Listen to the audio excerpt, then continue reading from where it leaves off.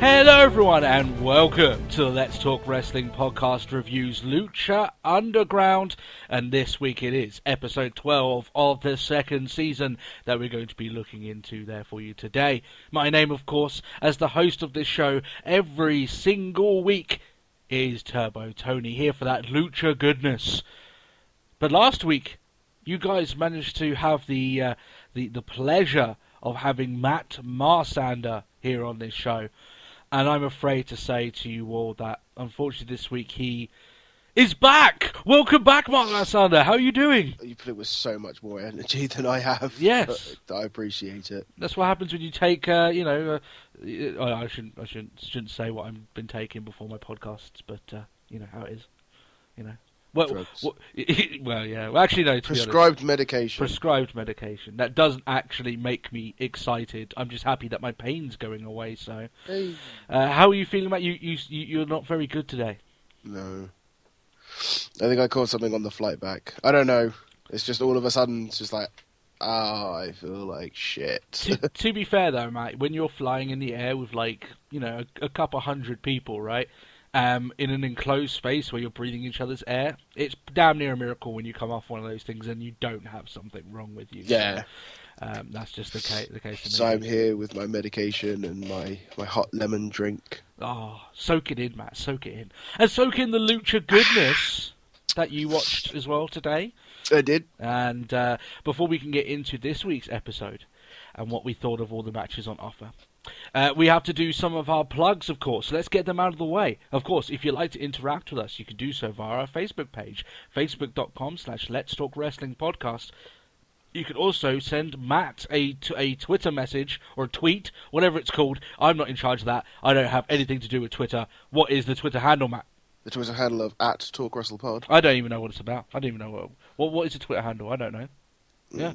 The thing. Yeah, that thing, yeah. And of course, that, by the way, that's obviously why Matt deals with all that stuff. My technology goes as far as video games and recording.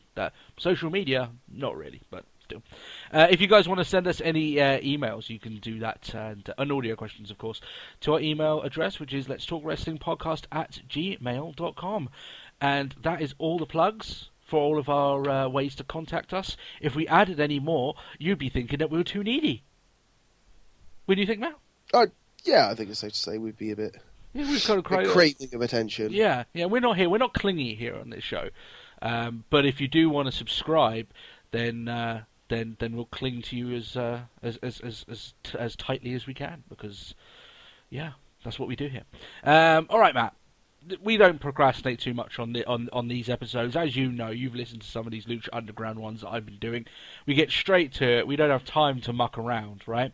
So we need to get straight into this week's show. This week's show starts off with Dario Cueto speaking to, they call him Cage, Johnny Mundo, and Taya in his office. Mm-hmm. Matt, he wants them to not only be part of the new Trios tournament, he's basically telling them to go on and win it. He wants them to be a team. Cage tells him that he would much rather fight Mundo, of course, but there's a cool little moment here where Cueto's just like, no, I kind of like what I feel. Yeah, I was like, no. Yeah. You're going to do it my way. Yeah, and he's got a little bit of swagger to him, does Cueto. He already had swagger before, but now his brother is champion. He feels like he's got a little bit more weight to his words, shall we say. He brings up the current champions as an example of a team that didn't like each other at the beginning, but then grew into champions, which is the, Ivelisse and Helico Son of Havoc group. They damn near hated each other when they started off. So he's got at least some sort of reason for what he's saying, right? So he's got some sort of credential when he turns around and go, well, it does, like, it's worked in the past. So it's like, yeah, I guess you're right. Yeah, that's right. Cage tells him that he doesn't care if he has a team or not. He's in the tournament. And you know what, Matt? One thing I will say here. When Cage isn't in his gear, he looks even bigger than he is when he's in his gear. I don't know quite know. He's in like the sleeveless hoodie and that, like, it's just like, you're big. Yeah, he's you're big. To be fair, when he's just like, I don't care, I'm going to win it. It's like, you could probably win it on your own. There's only two ways you can get a physique like that, Matt. Basically, you work out like a motherfucker every single day, or you stick a needle in your arm. I'm going to go and give him the benefit of the doubt that he's working out like a fucking hench guy and doing like 6 hours in the gym every day. But that is a physique right there. So, Matt, I've missed these office scenes since Cueto was gone for the better part of 2 months. He's back now. We're getting these office scenes back, just these little tidbits, a little bit of character interaction here and there. It's good stuff, right? Did you enjoy? I do enjoy it. Yeah. I just like having Cueto, and then there's obviously all the camera pans back, and it's like the little sign on his desk that says "kind of a big deal." Mm. I was like, I like that. He is a big deal, isn't he? Even more of a big deal now. He's got Matanza in his corner. The first match of the night, Argenis versus Killshot. Now, Killshot, Matt, is one of the guys that you were mostly interested in when they did that trailer for Season 2. Yep. And he's been around before. We've seen him wrestle a couple of matches, but to be honest, he was kind of in the space that Argenis is in at the moment, where he's this guy that comes in, he performs a decent match, but in terms of character, interaction or development... Yeah, and then that's kind of the end of it. Yeah, that's... Yeah, just sort of like, he's here. He's here to do a match. Yeah, and that's basically the extent of his work, right? Yeah. But here, obviously, as we saw with the video package, that he's going with the military gimmick is basically what he's going for here. And this is a match here. As soon as this comes up, Matt, you know that this is a match to get Killshot some time, the limelight on him. Yeah. Get you used to some of his mannerisms and his moves. Get him used to him more as a character to get invested in, rather than just a guy that comes in and wrestles every so often. So, what do you think about the match, though, Matt? What do you think of the actual match itself? It was okay. Yeah, I got that. I didn't think it was anything to shout home about, right? It wasn't anything to... No. It definitely wasn't anything special. I don't know. I think it was... I think part of the problem... I can't remember which bit it was, but I can't believe helped feel that there was a brief moment where there was a fuck-up. I felt like there was a dead spot or two somewhere in this match. Yeah. Well, there was that moment where where Killshot's like on the top rope. Mm. And he's like climbed up almost too early because he's just waiting there. Yeah, for a good long time. For then what ended up being like a top rope arm drag. Mm. And it's like, oh. Yeah, one of the weird things though, Matt, is with Lucha Underground, they've got the extra tool of editing their matches, and sometimes they over-edit a bit too much. If they edited this match, then there must have been a lot of very bad dead spots in the case of this match, because even with the edited version of it, it came across that some parts of it, you're waiting a long time for these guys to get back up or something like this. Especially in Lucha Underground, that doesn't really come off that well, considering it's normally 1 hour of go, always in fifth gear. So the one way that you can look at this, Matt, is maybe they were taking the extra time to basically try and educate us about who Killshot is. What can you expect from him, his mannerisms and stuff like this? I think it did well. Like, it definitely... Like, when they were sort of saying about how this time round he seems a bit more militaristic, and his pacing and that lot, I think they did well sort of getting him over. And he did show some good offense. Yeah. But, yeah, I don't know. Yeah, it's one of those ones that didn't really mesh too well, in my opinion. It was an okay match. I don't think it was anything fantastic. It was okay. The bar is so set high with Lucha Underground that some people may take some of our negatives here as blasting the show or these matches. No, it's because they're okay. They're passable. You put this match on a Monday Night Raw and it's okay, right? It's all right. Yeah. But it's in terms of the show and how they've set a certain bar for themselves, didn't really match up to that. To I me, mean, if you compare it to like the next match that they had on the show, it doesn't really compare at all. Yeah, or even the main event when that came up as well. This is the weakest match on the show, without a doubt.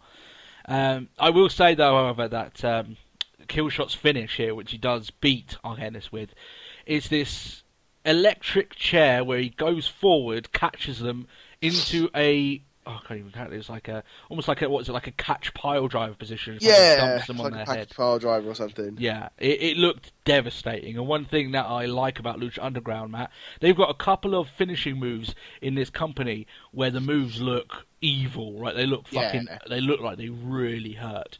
They got the Thrill of the Kill from King Cuerno looks a lot like that as well, with the kind of the catch pile driver sort of thing. So. That was a plus for me. That looked nasty. That's a move that needs to finish a match, and I was glad that they did. But all in all, it was all right. Nothing more, nothing less. So that's basically what it was. This is just, like I said, the way that that people should take this. That this is just trying to educate us who Killshot is. He'll move on to better stuff, and we know we've already seen him in better matches that he's capable of that. So we'll see that as it comes up. Black Lotus, Matt, she is guarding Dario Cueto's office, as she's been doing since he returned. Yep. Haven't heard that much from her this season, considering what she did in the end of last season. You could say that she was the spark that basically blew up everything, in season 2, right? With what she did. Dragon Azteca Jr. comes up to her. He's got no clue why she's working for the man whose brother kills Dragon, the original Dragon Azteca, their master. Yeah. And Lotus says, well, she lies, of course, by saying, yeah, Matanza did do it. Matt, eventually this lie is going to come out and fireworks will ensue, right? And it's going to be big. Yeah. I mean, we could probably even see an Azteca Lotus match maybe down the line for them. I mean, she hasn't wrestled that much at all, right? But maybe that's something that they're looking down the line too. Because what else are you going to do with Dragon Azteca, right? This seems like a fairly decent, way to avenge his master is to go after the real killer, find out the real truth. It's the whole reason he's in Lucha Underground, really. Yeah, even the reason why he was even trained by Rey Mysterio or anything along those lines, right? Yeah. You could even argue that without his master being killed, he wouldn't be around here at the moment. So it makes a lot of sense, right? Where they go from there. So interesting that they've just literally, this is like the start of a plot thread. And it'll be interesting to see where that finally... Teased it. Yeah, they've teased it, they've started it, I'm sure they'll tease it more going forward. So good stuff there. Meanwhile, in the actual office, Dario Cueto is speaking to Daga about the ancient Aztec medallions that make up the gift of the gods. Now, one of the things that we said, actually, I think like last week, that we hoped that they would go back to doing that. And literally, I'm not saying that... people might say, well, you knew this was coming back because the tapings are so far in advance. To the fact that, as of now, Season 3's Aztec Warfare is already finished, right? So we could have looked up. Honestly, me and Matt, I didn't know that they were going to bring them back. You didn't know. We just kind of called it as it was. I think it's not exactly a huge prediction or anything along those lines, but it just seems weird that we talked about it last week, and then this week it's like, yep, here we go, Gift of the Gods medallions, sorry, so... But that's good stuff. I'm happy about them coming back. It was a matter of time, wasn't it? Yeah, to be honest, I would have felt a little bit frustrated if they hadn't brought it back, if they just brushed it under the rug, considering all the build-up for it. And I think that belt, Matt, is so unique that they shouldn't just trash it. Especially I think the concept of the belt is great. Yeah, I like it a lot. But Daga, he is a guy, Matt, who is a sensation in Mexico. Now, you and me don't watch Treble A, so we don't know anything really about it. Or him, right? He hasn't made much of a splash, maybe in the US or anything along those lines. But he's saying to us that he's a big Mexican sensation, so fair enough. He can speak a little bit of English, so that's a good thing. And I'm guessing he's one of the newest signees because he's wrestling here on this week's show. Yeah. Do you know what I think he looks like? Go on. He looks like a terrible hybrid of like Balor and Neville. You're actually dead on with that. That is absolutely what he looks like. You know what was weird? When I looked at him, I was like, I don't know, something about his face that kind of, like, almost like I know this guy, like I've seen him before, but maybe that's what it is. That's what it is. Now, of course, Daga doesn't know about the Aztec medallions. He's not that impressed. But Dario's like, well... I want to see if you're not just Mexican hype, sets him up in a match with another guy who's a big sensation down in Mexico, Tejano, for one of the medallions. So the first medallion is up on the line already. And that's it. They go into. But then, to be fair, if they carry on at this rate and they do like a medallion a week, like they're pacing it fairly well. Yeah, I mean that's 7 weeks already, and then you're looking there like episode 20 is coming up by that point. It's not as if you have to have that match to crown the new champion straight away if they want to build it up a bit more. So they could build it up to like people fighting over the medallions. Yeah, you could people defending those medallions, defending their chance. And one of the things I like about this match is that we know that with these medallions, there's a legitimate end game with it. The guy who won the first of the Gift of the Gods Championship cashed it in and won the Lucha Underground Championship, right? Yeah. So there is an end game here. Just winning the Gift of the Gods is good in itself, but it can give you a ticket to something else down the line. So that's fairly decent on that front. Now, so that actually leads to that match, Daga and Tejano. Now, Vampiro's telling us before these guys even get into the ring that these guys have history, that they did some training together, or they've worked in AAA or something along those lines. Yeah. And we've never seen Daga wrestle before. I have felt, Matt, that since I've really started watching Lucha Underground on a week-to-week basis, which is kind of midway through season 1, right? Yeah. I haven't seen Tejano have a very, very good match. And I've said before that I've always felt as if it's the guys he's been pitted against or the storyline that he's been in that's been kind of holding him back from having a really solid match, right? If you think, Matt, he went against Blue Demon Jr. at Ultima Lucha last year. He did, didn't he? Yeah. That's a guy who very much past his prime, right? You've got Chavo Guerrero. Yeah, he's still okay, but he's past his prime, right? Yeah. He's been working with guys that he probably hasn't been able to keep up to the pace and the physicality that probably Tejano enjoys wrestling at. So having this guy in here, this young guy who is who's obviously had a history with Tejano, sort of 25, really. Yeah, that is a case where this is a guy that he knows how to wrestle. That is on the same sort of age and the in terms of stamina, be able to go on that sort of match. Yeah. This match, Matt, was very, very good. I really enjoyed this match. What about you? What do you think of it? I thoroughly enjoyed it. Would you say that, like with all the things I've said there, that this is probably the best match you've seen Tejano in so far? Yeah, easily. I don't think there's actually much question of whether that's the case. Yeah, it's quite easily the best match I've seen Tejano in.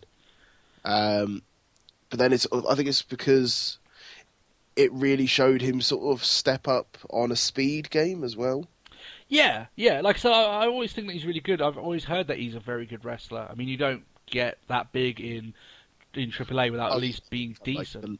The longest AAA guy or something. Yeah. The longest reigning mega champion in AAA history. Yeah. It's just that we haven't been able to see that on Lucha Underground. It just seems like it hasn't meshed properly. Here it did seem like it would. And this was a good match. Daga made a good account of himself here. Some really good moves. If he is that young, Matt, and he's got plenty of years on his side, we could be looking at something a little bit special down the line, right?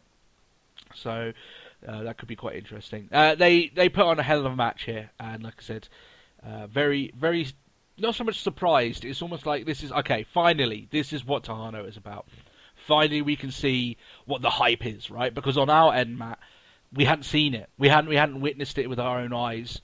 Now it's all legitimized. We can see this is a good match, and he's firmly capable of more. Yeah.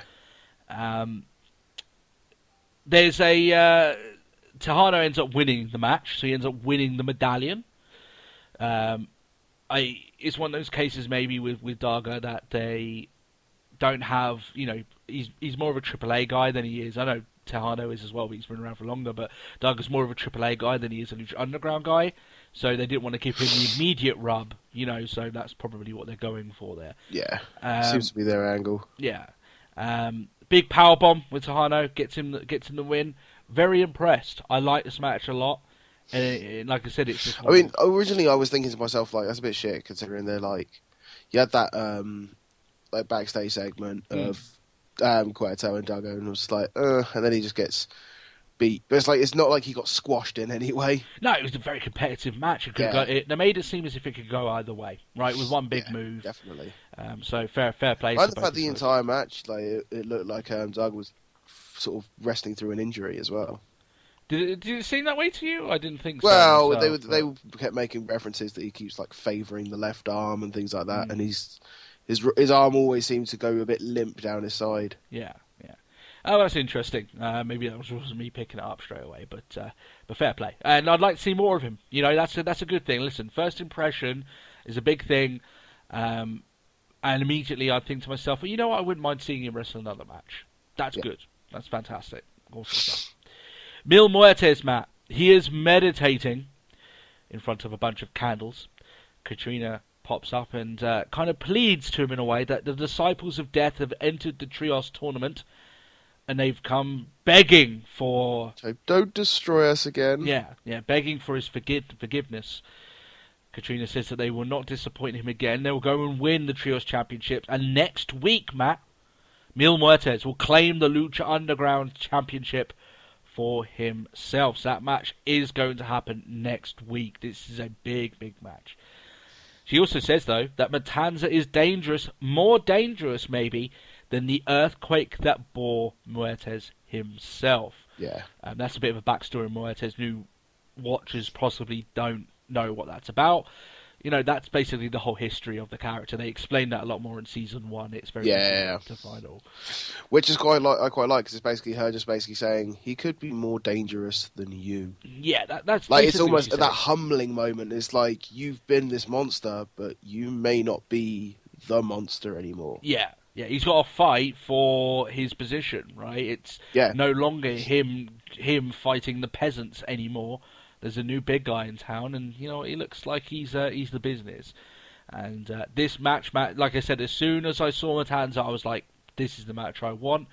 Maybe we're getting it too early. That's the only thing I would say. This is a big match that I think is you could even build up for an Ultimate Lucha, right? I reckon we're going to get a screw finish. Do you think so? Could be a possibility, but it's one of those things that I'm like, this could be a really huge marquee match, Muertes and Matanza, but we'll have to see how it goes from there. So this leads into the main event. Mysterio, Dragon Azteca, and Prince Puma versus, they call him Cage, Taya, and Johnny Mundo.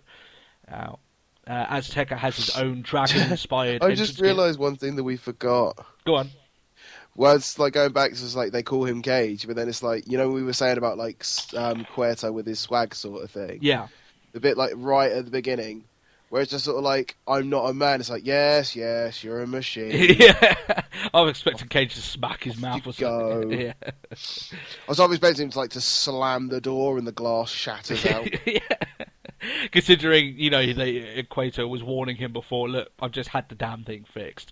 That window, Matt, is broken all the damn time. He should just board it up at this point, not even test it. So this match. Now, of course, Cage, Taya, and Mundo are going with kind of the same dynamic as Mac and the Moths last week. Mac and the Moths does sound like a rock band. But it's what you expect. Cueto loves pitting these teams together where they don't completely mesh. Cage slaps Mundo right in the face for a tag in one part of this match. Yeah. I legitimately laughed out loud. I was like, that's pretty funny right there. She smacked him. You know, Mundo even like spat out a glob of mucus before to properly sell it, and then the referee's like, "Yep, that's a tag. There you go. Off you go." He's like, "That's fine." I thought that was pretty good. Matt, there's one word that I can use to describe this match, which is chaos. Right? Yeah. It got chaotic very quickly for a good reason, right? I don't know. Okay, go on. There was a part where I started losing. I couldn't keep track. Yeah. Like at one point, I was pretty sure that Ray was still the legal guy. I think it was impossible to even try and keep track of who was the legal guy. Yeah. I would agree with you, this Matt, a little bit here, that it gets so chaotic for so long that it might fall into a little bit of the what I like to call the Michael Bay territory, where you're seeing so many explosions happen, you start getting a little bit desensitized to it. Yeah. Right? And that's what a little bit what it came up to here. That it was a little bit like, okay, big move, big spot. I think it was really good in the fact that it actually allowed us a proper look at Azteca. Yes, yeah. More than what we saw at Ultimate. I was about to say Ultimate Lucha at Aztec Warfare. which was always good. Yeah, we did get to see more of his action. And you know what, commentary doing a great job singing his praises, and Tyres as well, which is good, because I think she's been impressing and She deserves a lot of praise. Yeah, she does. But there are a lot of good moments here in this match. Some people maybe think we're looking at it too negatively. I just think that what Lucha Underground, it walks a very fine line of giving you so much action that eventually people are going to get a little bit desensitized to that action, and they're going to have to look at more big moments rather than having like just constant flip, big bump here. Because otherwise, then people just tend to get a little bit. They have to. It's a hard balance. If you look at this in relation to the first match where it looked like not a lot was happening and they did wait for those big moments. Yeah, I'm not saying that it's easy to find that balance, but it came off a little bit here that it was a little bit too much. Yeah. And it went on for too long, too much. I mean, we had a moment with... I mean, there's one thing I did like, which was... I couldn't quite figure it out to begin with. I thought it was just like... Azteca and Puma basically just trying to just bury Cage. But it was but he went for like that double, like throwaway slam or something. I was like, yeah, that's quite nice. Yeah. Well, he caught the pair of them when they jumped off, and he's already got one in his hands. The other one jumps, he just catches them as well. That was pretty cool. You know what I like with that though, Matt, is that like Puma jumped and literally like Cage caught him in a suplex position. Like he didn't even move him in a vertical suplex. Yeah, he had him all in and snug. It was quite cool that. Mysterio gets into the match, so the business picks up a little bit. Drop toe holds Taya right into Johnny Mundo's nuts, so there's that. Yep. You need to be careful because remember, Melina did tell us that he's on a few pills, but still, you need to be careful there. Be a hard shot to the tip, hard shot to the mouth. Yeah, that's it. Now they try to escape. But they get hit by a couple of flying luchadors in the form of Puma and Azteca. And like I said, this is the point in the match where it starts going a little bit bonkers. Everyone's going everywhere.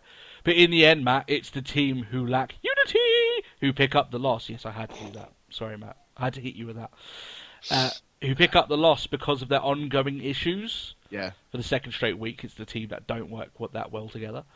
That end up going out, which makes sense. So... Well, I tell you one thing I did like in this match, though, before the finish, which was Puma hitting, his finish and getting the pin.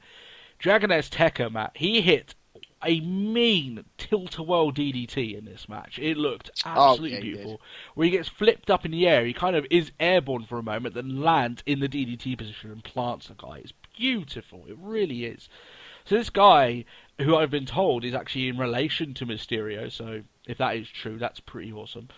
If that is the case, it doesn't fall that far from the rest of the family, right? Because that was athletic. That's the sort of stuff you'd see Mysterio doing back in his heyday, right? So, good stuff. And all the things I might have said about this, I still think it was a mental main event, and at very least you get some great action in this match. I still think it was a good match. I just think that they run the line sometimes of just doing a little bit too much for too long, and that. Then you like you said it best. Like it becomes a Michael Bay spectacle. Yeah, that's what they run. It's a very fine line, but I still had fun with the match. It was still I still enjoyed it. Oh yeah, it was it wasn't a waste of my time. It's still a good match. Did I enjoy it more than I enjoyed the Daga and Tejano match on a different level, right? Because I always thought, Matt, and you're kind of on the same thought as me, that a 1-versus-1 wrestling match is wrestling at its purest form, right? Yeah. That's where you can tell the best story. So I like these matches for different reasons. The match that I enjoyed probably the most was probably Daga and Tejano because of that reason, because that's just the way I enjoy my wrestling. But I can firmly believe why other people would like the main event better, because it just had more moments. It had more going on with it. Yeah, it was non-stop chaos, right? So, plus it was always all that constant, teasing of all the issues going on, considering you had, Cage and Mundo Attire on the same team. And he sometimes Cage tagged himself in hard. Well, he was slapping tires chest. No, not like a little bang, like really go. Yeah, there, like so. one step, like call it like a 50% chop sort of thing. Yeah, pretty much enough that you could hear it quite loudly at least. So, so yeah, good main event. I enjoyed it. But like I said, sometimes, especially in a 6-man, I can understand why it would happen in a 6-man because there's so much going on. But still, before the end of the show, though, we have Dario Cueto speaking to the champion Matanza. He's still locked away. Still locked away, probably for all of our good, not his. He warns him that Muertes is not easy to break, but now the world has seen Matanza. Soon they will learn, Matt, that nothing can stop him. And he wants Matanza to bring death to the man of 1,000 deaths next week. Yeah, bring death to the dead. Exactly. That's going to be a tall order, even for Matanza, right? But the big match is coming next week. I've said what I said before about it. I think this could have dealt with more build-up, but that's okay. Depends on what they decide to go with next week. Yeah. All in all, then, Matt, I thought this was a solid show with 2 good matches. If not, well, I say good matches.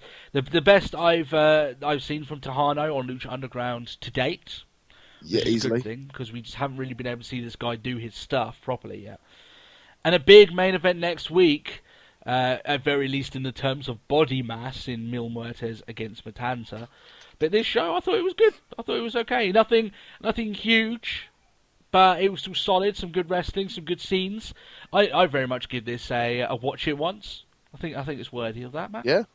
Would you be on the same sort of thought track? Oh yeah, definitely. Yeah. Obviously, you got to watch it once, otherwise you'll fall behind. Well, not only that, right? It's one of those things that on our rating, our rating, which is negative, is that you can skip it. Yeah, sure, you can skip it, but there is good stuff to be seen here. I wouldn't recommend skipping this show. I think you've got 2 matches that are well worth going out of your way, and it does tease that big match happening next week. And Matt, it's an hour of just decent wrestling, and it does its job. So a thumbs up here from myself and from you, Matt. Is there anything else you want to say about the show before we wrap stuff up? No, I've got nothing else to say about it. Of course. Well, we'll do our plugs one more time, then we'll get out of your guys' hair. Of course, if you'd like to interact with us via our Facebook page, you can do that. Facebook.com/Let's Talk Wrestling Podcast. You can also send a tweet to my good old friend Matt Marsander, and that you can send that to. That'll be at Talk Wrestle Pod. It is indeed. You can send us any audio questions or any emails to Let's Talk Wrestling Podcast @gmail.com, or that will be in the description below anyway for you guys. And if you're new to this show, why not subscribe? And that way you can become one of our over 600 subscribers, and that way you can catch our weekly show, which is the main event of our wrestling week, Matt, where we do all things pro wrestling.